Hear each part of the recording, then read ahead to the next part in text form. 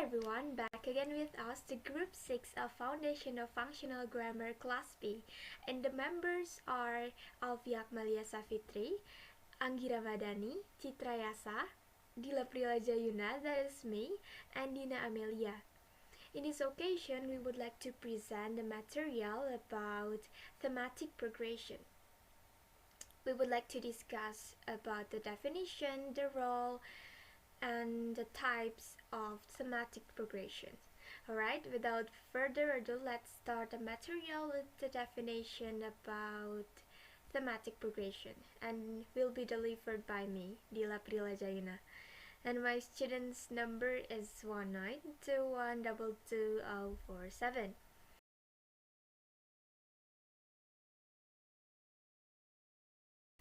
Alright, according to agents, thematic progression is the process of determining the theme in each clause has to follow. Agents also stated that thematic shifting can be achieved either accidentally, with the new theme coming from outside the text, or cohesively, in which case we can describe it as thematic progression. And according to Amelia, textually, the writers efficiently employed devices as well as combination of thematic progressions. It is a feature of more written-like text to strengthen the text coherence and cohesion, and local as well as global unity, which thus promotes the relevance and precision of the text. And the text effectively developed by using a combination of patterns of thematic progression. And briefly, we can say that thematic progression is necessary in making coherent text and structured grammar. And next, I would like to present the example of one of the types of thematic progression, which is constant continuous theme.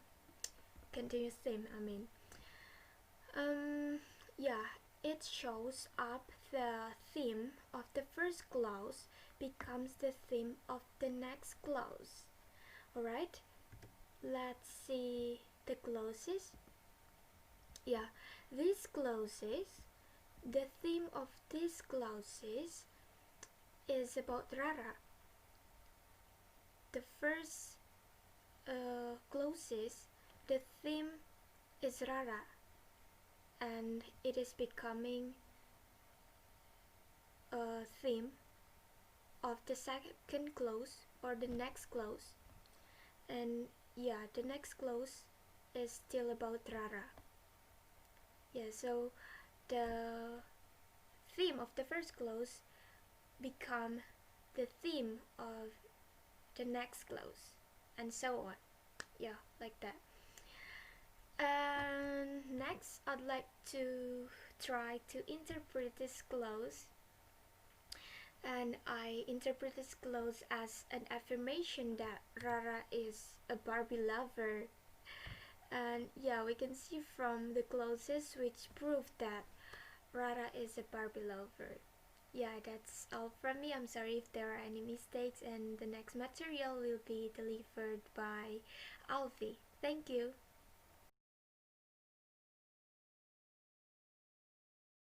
My name is Alvi Aqmaliyah Safitri. My student's number is 1921222066.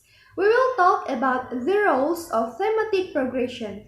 As we know before, thematic progression is a way of developing themes and rhymes in clauses.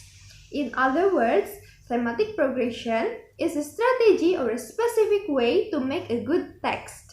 Meanwhile, a good text is an effective text in providing information. Setting the theme and rhyme is very necessary to make a good writing. By using theme and rhyme, the writer can manage the development of the information in the text. Besides that, themes and rhymes are very useful in understanding and producing a text. The findings of a study done by Witt and Fegley in 1981 suggest that students write more qualified papers when they develop an ability to use themes and rhymes more effectively in their writings. I will give you an example. Let's take a look to these clauses. Communication is a process of transmitting a message. The message can be delivered through oral or written expression. Through writing, people can communicate without limitation of distance and time. Sekarang mari kita lihat ke dalam tabelnya. Dalam tabel ini sudah dikelompokkan bagian theme and rhyme dari masing-masing kalimat. Di kalimat pertama ada kata communication, di kalimat kedua ada kata the message, dan di kalimat ketiga ada kata through writing. Communication adalah theme dari kalimat pertama, sedangkan a message yang sudah digarisbawahi adalah inti dari rhyme kalimat pertama. A message ini yang merupakan rhyme kalimat pertama dijadikan sebagai theme dalam kalimat kedua, di mana rhyme-nya ini adalah yang digarisbawahi yaitu written expression. Written expression dalam kalimat kedua ini adalah rhyme, tetapi dalam kalimat ketiga dia menjadi theme. Jadi di sini polanya adalah rhyme dalam kalimat pertama menjadi theme dalam kalimat kedua. Begitupun rhyme dalam kalimat kedua menjadi theme dalam kalimat ketiga, dan itu berlaku seterusnya. Untuk interpretasinya, teks ini dalam opini saya merupakan teks deskriptif dengan pola segitiga terbalik yang menjelaskan informasi dari yang paling general menuju ke yang paling spesifik.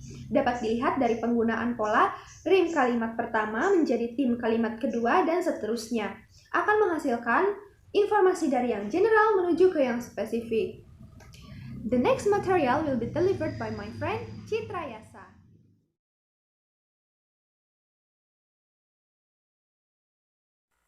Hello, my name is Citra Yasa. My student's number is 192122050. I want to present about the zigzag pattern or simple linear progression. A zigzag pattern is where the rhyme of the first clause become the theme of the second clause and so on. And here the example. Communication is a process of transmitting a message. The message can be delivered through oral or written expression. Through writing, people can communicate without limitation of distance and the time. The first sentence, communication is a theme, is a process of the transmitting a message, is a rhyme. And the second sentence, the message as a theme and also derives from the previous sentences, from the previous rhyme on the first sentences, and so on. And also for the next sentence. And I want to interpret these sentences. The writer wants to tell to the readers or listeners about these sentences that communication is a process of the transmitting a message, and we can call these sentences as a descriptive too. And yeah, this sentence is informative sentence. That's all for me. Thank you.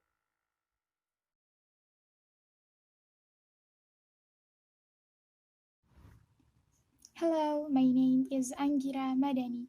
My student's number is 192122056.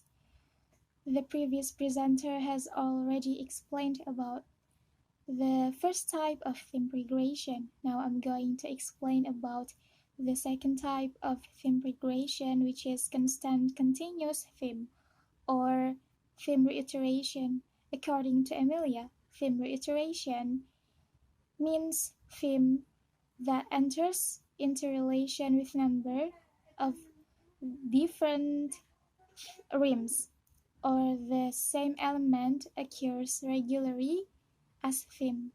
What does it mean? Let's look at the pattern. Focus on theme 2. We can see that theme 1 over here reappears in the position of theme 2. Meanwhile, rhyme 1 doesn't. Then we have example. The first clause that such contests as theme 1 are against our value and morals, as rhyme 1, that they in the second clause again reappears from the first clause. Then it becomes theme 2. Then we have only demean women as rhyme 2. The third clause, rather than, again over here reappears from the theme 2 and theme 1, then benefits them as room 3. That's all from me.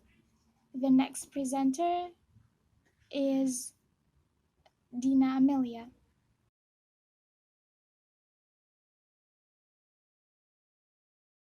Hello everyone, my name is Dina Amelia. My student's number is 1921222041.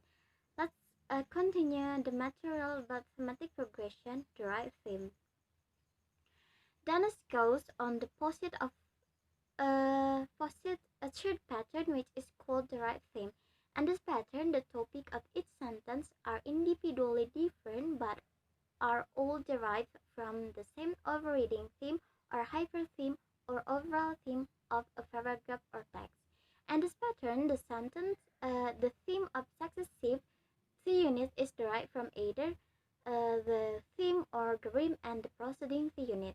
This kind of TP pattern has been found to be very common in legal texts and also in professional medical texts.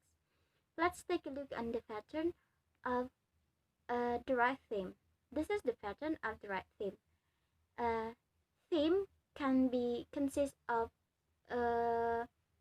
some theme, and the second is in the rhyme can consist of some rhyme. Let's take a look on the example. As the learning process proceeds, the response pattern of serotonin neurons become clearly different from that of dopamine neurons. Serotonin neurons gradually develop a slow ramp-up response to the reward predicting cue and ultimately remain activated to the sucrose. Dopamine neurons, in contrast, gradually increase their response to the reward predicting cue. As the learning process proceeds, it is the theme 1 in the first sentence, and the response pattern of serotonin neurons become clearly different from that of dopamine neurons is the rhyme 1 in the first sentence that consists of rhyme 2 and rhyme 3.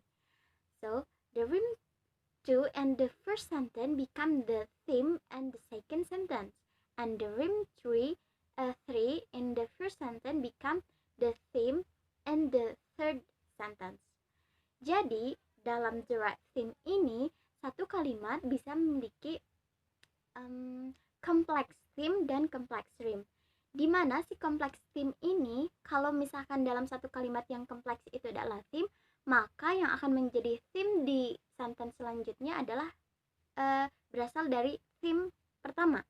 Tapi jika rhyme lah yang kompleks, maka rhyme lah yang akan menjadi theme di kalimat selanjutnya.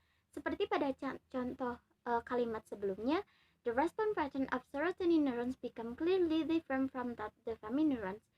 Ini memiliki dua rhyme, yang pertama adalah serotonin neurons dan dopamine neurons, dan digabungkan menjadi rhyme 1 dalam sentence pertama. Serotonin neurons menjadi theme di kalimat kedua, serta dopamine neurons menjadi theme di kalimat ketiga. That's all from me. Thank you. That's all from us. Thank you.